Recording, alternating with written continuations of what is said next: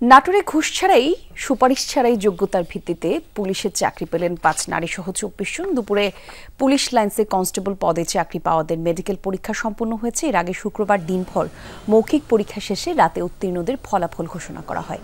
মেধা ও যোগ্যতার ভিত্তিতে চাকরি পেয়ে উচ্ছ্বসিত উত্তীর্ণরা। খুশি তাদের অভিভাবকরাও। মাত্র 120 টাকা আবেদন খরচ করেই হয়েছে তাদের চাকরি।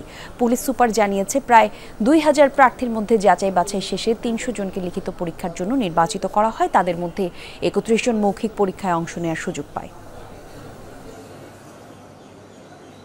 পয়সাপাতি কিচ্ছু লাগে নাই, এতেই চাকরি হয়েছে। আমার শুধু যাতায়াত ভাড়া লাগেছে নাটোরে। আমি খুব খুশি আছি, আমার মেয়ের চাকরি হয়েছে। কোনো দালাল ধরে কাউকে কোনো টাকা পয়সা দেওয়া লাগেনি। শতভাগ নিরপেক্ষতা এবং স্বচ্ছতার সাথে তারা তাদের যোগ্যতার ভিত্তিতে নিয়োগপ্রাপ্ত হয়েছেন। আমরা আশা করব তারা যেভাবে স্বচ্ছ প্রক্রিয়ায় নিয়োগপ্রাপ্ত হয়েছেন, দেশ ও জাতির সেবায় তারা তাদের কমিটমেন্টের আলোকে তারা দেশের সেবা করবে।